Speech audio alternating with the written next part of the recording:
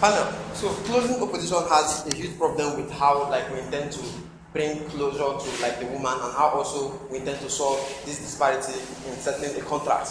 What Hawal tells you is that when two people have a contract, that it's left for them, to kill themselves, if in situations where they are unable to reach a compromise. But this is something that we find problematic. If two people are unable to reach a compromise, which is always prevalent in status quo, we think this is the point where government has a responsibility to come in and act. They tell you no, government should not act, government should allow them to do things the way they seem necessary. We think that if this kind of world exists, then we shouldn't even have government or states that act as rational actors or custodians of rationality in themselves. Something that they also tell you, and we think it's very, very wrong, is when they say that, they act a POI that makes us create a different world of irrationality. In that POI, they say that people can have sex and not expect to have a child. What this means is that in that instance, there lacks a consent to even have the child. Those people consented to having sex, first of all, but do not consent to having children. Hence the need for Nzube to create a world where, even in the absence of consent, it is still necessary for government to act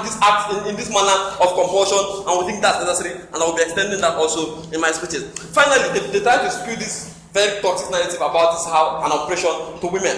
But we show you clearly that, see, in an instance where we bring from our own world more closure to the woman, they say that this closure is only about money. But we say no. These guys tell you that beyond being a bundle of joy, that the child is only a bundle of responsibility. To the extent that the man wants to take that responsibility away from you and get that for you, we think that deals with the closure that you're supposed to be talking about emotionally and psychologically also. So beyond money, the state provides a rational actor for you that takes away that responsibility. So let's compare two worlds. A world where the woman aborts the child, whether there was a consent or not, and a world where there is this issue of surrogacy. When the woman aborts the child, what happens? First of all, she faces that trauma of having killed, The societal narrative that when you abort a child, you become a murderer. She faces that trauma in and of itself, So ultimately, in her own world, when she gives birth to the child, she runs away from that responsibility of having to be burdened over and over and having to be haunted by the thought of having killed a child. That responsibility is taken away from her. Secondly, the burden of the finances, to finance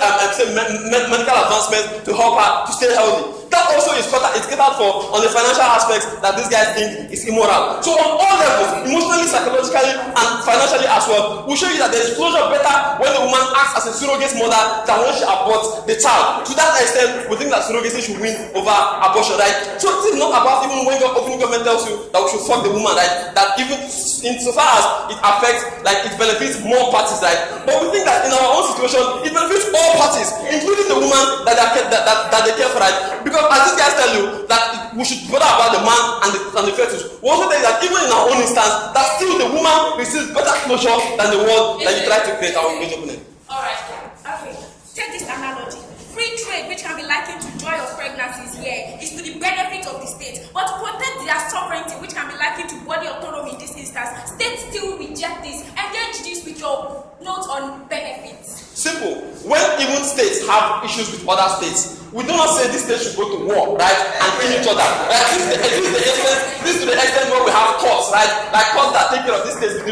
What you guys don't understand is that in this instance, there's no way that people will go to court to start dragging over a fetus when they have not tried to resolve it within or internally. What this guy says is that no, get out of the court and go back and try to resolve it in yourself. Why don't we have the courts and why don't we have the state as a rational actor? Mr. Speaker, what you must understand in today's debate is that there exist instances in when people lose their rationality, When people's judgments are beclouded by their selfish interests. In that instance, government is obligated to take an action as the most rational actor in between the two parties, So what this guy says is that when these guys lose their rationality and want to change their personal interest, government should keep mute and keep short. We think that is wrong. Said you have a witnesses.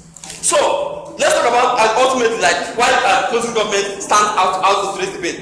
These guys in the POI create a world where there's lack of consent, We engage this world and show you why even there are more benefits in that world, even in the absence of consent. We tell you that even assuming the woman is raped, there are only two reasons why the woman will still want to abort this child, because she doesn't want to deal with the responsibility of caring for the child. In our world, we take away that responsibility from her and we bring closer to her emotionally and psychologically. Also, she might not have money to cater for all that. In our world, we also take away that responsibility.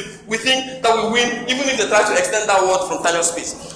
More importantly, also, we think that there are incentives for government to act in this manner of compulsion, To the extent where there's a disparity between choices between two persons, right? We think that government has to act. But more importantly, why should government act in the favor of these guys, right? Because government places a premium on the fetus, right? What this guy tells you is that we should not care about the fetus, that when people are in a contract, we don't care about the outcomes of the contract. But that's a lie. People don't go to court to talk about contracts without talking about like the outcomes of those contracts themselves. You can't go to court and say, I wanted to buy this thing from this person, and without mentioning what you want to buy and how that affects the outcomes of the case, right? To the extent that will prove to you that the baby is also a rational actor in today's debate, an adequate actor, right? An NTC in today's debate will also win, right? What they tell you is that no, we shouldn't talk about the baby. Then why the fuck are we even arguing this debate if the baby is not important in the argument, right? Also, let's talk about like how how all actors benefit in our own world, which is the final extension that Nzube gives you. First of all, we'll show you that the women have lesser trauma being surrogate to a child that they don't want in the first place. Let's also recognize that this woman doesn't want the child. First of all, the option is now, should we abort the child, kill the child, Mr. Speaker, or should we give birth to the child and do away with the responsibilities that have to bring about the child? We'll show you how, in our own world, there's better closure for the woman, right? And this is why we win against opening government, right? Secondly, we'll show you how, like, the father in himself doesn't lose out on his emotional and psychological interest, right? The father also is a rational actor in today's debate. What this guy says is because the woman has a choice, a bodily autonomy, right? And so we tell us that, see, bodily autonomy in itself should not be something that it's absolute, right? To the extent where your bodily autonomy affects the life of another entity, somebody else has a right to life and they have the right to self-actualization, that's your bodily autonomy. Government has the right to even trample upon it, right? So government is justified to fuck your personal autonomy or your bodily autonomy in the interest of this baby in themselves, right? That has to come and show us why this baby in itself should not even be an entity that should be considered in today's debate, right? Also, we'll show you something that no other person told you in today's debate. How society is affected by this debate, right? We'll show you that, see, when women are brought, there's always this psychological, societal stigmatization that comes with committing an abortion. We take that away. We disincentivize people from committing abortion when we tell them that state is there to cater for you and take away all the traumas or all the disadvantages that you're going to be having from aborting this child. We win from closing government very convincingly.